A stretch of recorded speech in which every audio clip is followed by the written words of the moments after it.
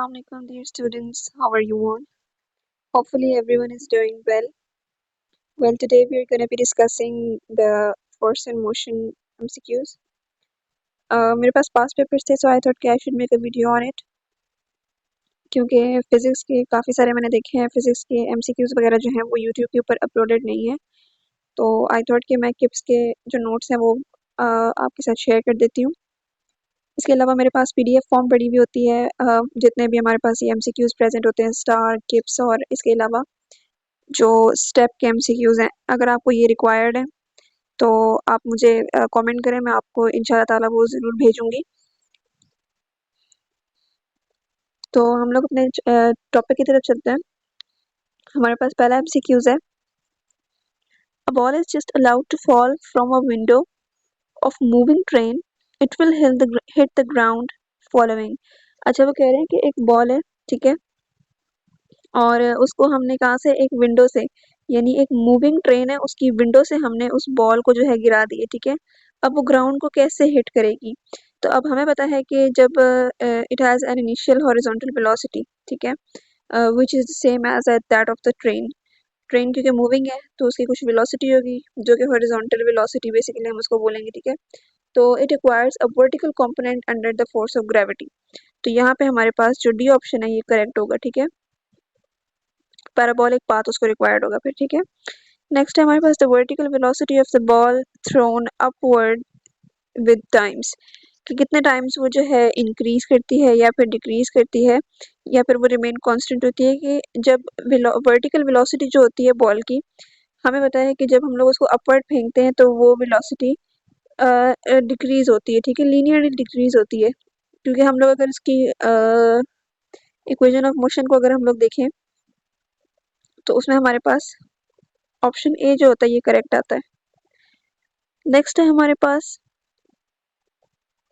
Missiles is called a ballistic missiles. अच्छा, यहाँ पे हमें पूछ रहे हैं कि कौन से मिसाइल को जो है ब्लास्टिक बैलिस्टिक मिसाइल कहा जाता है। तो इसमें हमारे पास जो वर्टिकल वेलोसिटी, हमारे पास जो है नेक्स्ट MCQ है कि मिसाइल, कौन से जो मिसाइल है उसको बैलिस्टिक मिसाइल कहा जाता है। तो जो अनपावर्ड होता है या अनगाइडेड मिसाइल्स होते हैं जो, उनको हम कहते हैं कि ये बैलिस्टिक मिसाइल्स है, ठीक है। नेक्स्ट है हमारे पास body is moving with an initial velocity of 2 km per second. After some time of 50 seconds, its velocity becomes 1.5 km. Its acceleration will be. अब हमने acceleration फाइंड करनी है, तो हमें acceleration का फॉर्मूला पता होता है कि जो हमारे पास velocities होती है, फाइनल velocity जो है minus initial velocity upon time. तो हम उसमें टाइम की वैल्यू जस्ट पुट करेंगे और इसके अलावा हम उसमें वैल्यूज पुट करेंगे, तो हमारे पास -10 जो है, सॉरी जो 10 हमारे पास आंसर है ये करेक्ट होगा। ऑप्शन डी जो है हमारे पास करेक्ट है, ठीक है।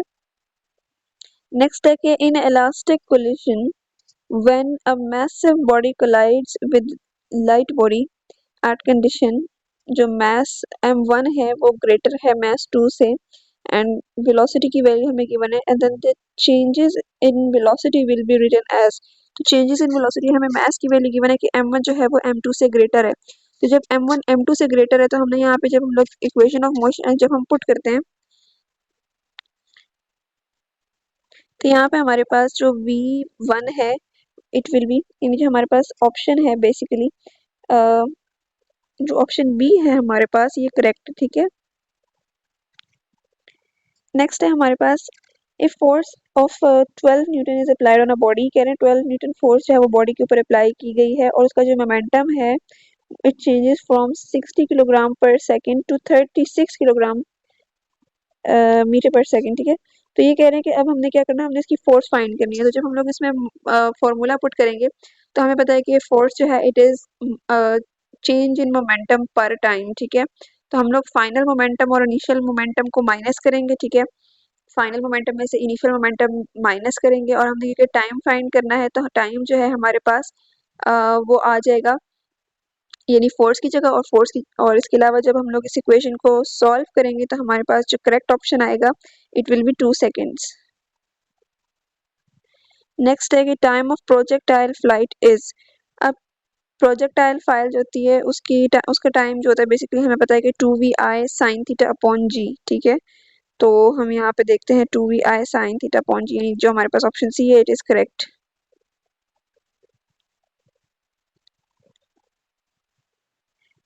नेक्स्ट है हमारे पास कि if the velocity of the body changes by equal amount of in equal intervals of time then the body is said to be. अब वो कह रहे हैं कि इक्वल अमाउंट जो है इसमें हमारे पास वेलोसिटी भी चेंज हो रही है और इसके अलावा इक्वल टाइम इंटरवल्स के अंदर। तो हमें पता है कि जब जो हमारे पास इक्वल इंटरवल के अंदर और इक्वल टाइम के अंदर जब मूव करती है तो वो उसको हम लोग यूनिफॉर्म एक्सेलरेशन कहते हैं, ठीक है। नेक्स्ट है for finding the height of the projectile the equation used is. तो हाइट ऑफ प्रोजेक्टाइल के लिए जो इक्वेशन यूज की जाती है हमें पता है कि 2as vf square minus vi square, ठीक है। तो ये हमारे पास जो है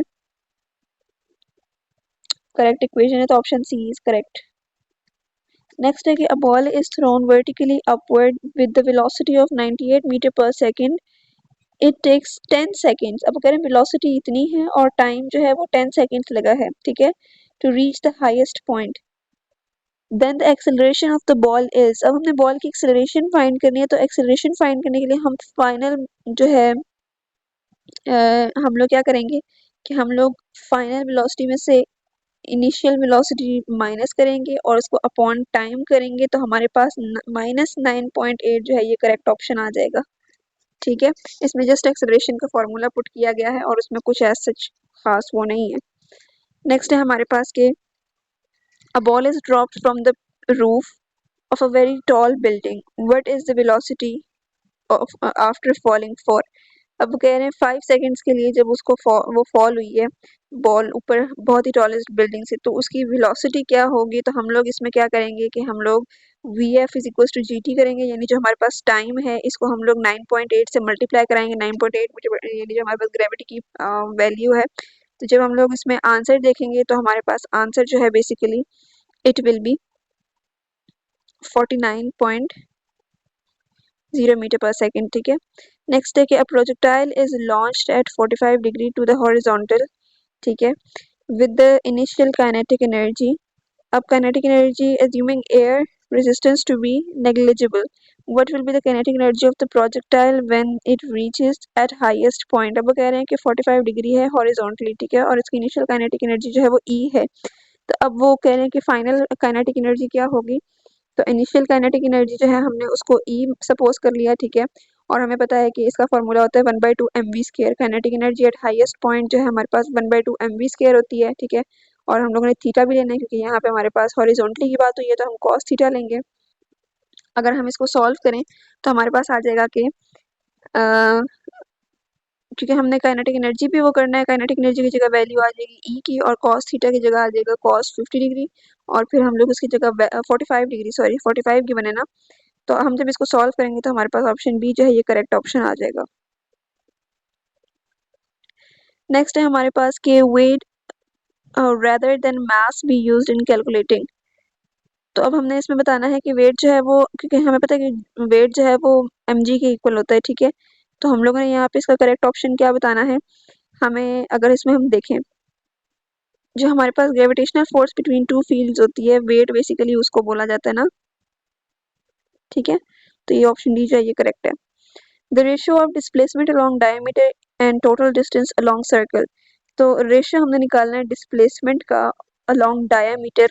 तो इसमें हमारे पास जो डायमीटर होता है वो 2r के इक्वल होता है, ठीक है, यानी अलोंग डायमीटर है। और अगर अलोंग सर्कल देखें, डिस्टेंस अलोंग सर्कल देखें तो हमारे पास वो बनता है SR के इक्वल, 2πr के इक्वल हो जाता है। तो अब हमने इनका रेशियो निकालना है, रेशियो निकालेंगे तो हमारे पास वैल्यू जो है वो कुछ 1:π आ जाएगी। नेक्स्ट है कि Arshad is driving down the street, he dives 150 meter in 18 seconds, assume he does speeds और स्लो, स्पीड्स और स्लो। अब हमने बताना है कि उसने 18 सेकंड के लिए 15 मीटर जो है डाइव किए, ठीक है। अब उसने हमने बताना है कि क्या वो उसको स्पीड अप होगा या वो जो है वो यानी स्लो डाउन होगा। तो अब अगर हम लोग इसमें देखें, क्योंकि हमें यहाँ पे डिस्टेंस भी गिवन है और टाइम भी गिवन है, तो हम क्या करेंगे कि वेलोसिटी का फॉर्मूला पुट करेंगे कि velocity is equal to distance upon time, यानी magnitude of distance upon time. तो यहाँ पे 150 को 18 पे डिवाइड करेंगे तो 8.33 जो है हमारे पास आंसर आ रहा है। Option B is the correct. Next है कि the distance travelled by a moving car with velocity 15 metre per second in 2 second. अब वेलोसिटी और सेकंड्स में गिवन है, डिसेलरेशन की वैल्यू भी हमें गिवन है। अब हमने क्या करना है कि हमें पता है कि डिस्टेंस जो होता है 1/2 AT स्क्वायर प्लस VIT होता है, ठीक है। अब हमने इसमें जस्ट वैल्यूज पुट करनी है, तो हमारे पास जो करेक्ट ऑप्शन आएगा वो 26 का ऑप्शन आएगा। नेक्स्ट है कि the value of ratio of displacement to distances.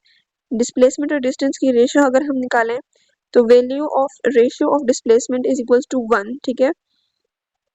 और इसके अलावा for straight path and less than 1 for other paths. हमें पता है कि जो स्ट्रेट पाथ होता है उसके लिए वैल्यू 1 की इक्वल होती है, और जो अदर पाथ्स होते हैं उनके लिए वैल्यू जो होती है वो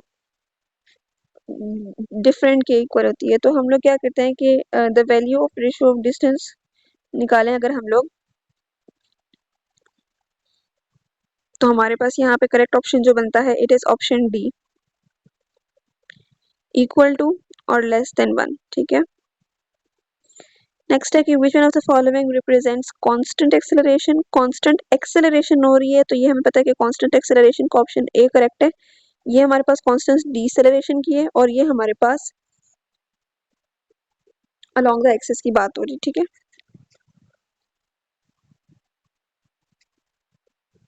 नेक्स्ट है हमारे पास के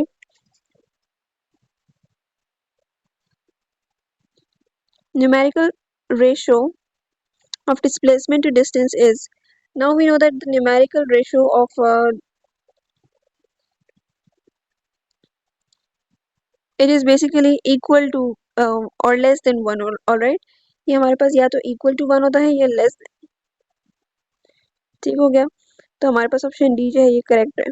ये कुछ चीज़ें जो बस याद करनी है, ये आपकी बार बार रिपीट होती हैं तो इसी वजह से। नेक्स्ट है कि bullet of mass m moving with velocity v is fired into the wooden block, ठीक है। अब वो कह रहे हैं कि एक गन का बुलेट का मास है, ठीक है, उसको एक वुडन ब्लॉक के ऊपर किया गया जिसका अपना भी कोई मास है। अब वो कह रहे हैं कि the bullet embedded in the wooden blocks the velocity of the system will be। तो अब हमने इसकी वेलोसिटी निकालनी है। तो हमें पता है कि जो हमारे पास इक्वेशन होती है कि हमने क्या करना है कि जो हमारे पास गन का मास है और वुडन ब्लॉक का मास है, इसको हमने इक्वल ले लेना है। इनको ऐड करके और इसका प्रोडक्ट बी के साथ निकाल के हमने क्या करना है कि इक्वल लेना है इसको M V plus M V, यानी जो हमारे पास वुडन ब्लॉक का है, ठीक है। इसमें हम वैल्यू पुट करेंगे तो हमारे पास v की वैल्यू आ जाएगी m अपॉन m और कैपिटल M का सम और इसके अलावा स्मॉल v। तो हमारे पास जो करेक्ट ऑप्शन है it is basically the option number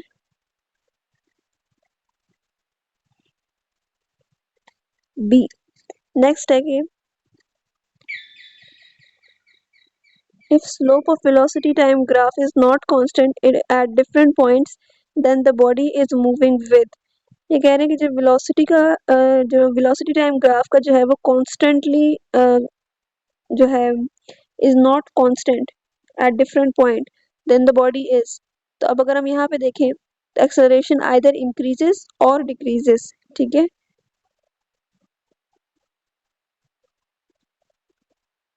तो ये हमारे पास सी ऑप्शन जो है ये करेक्ट है।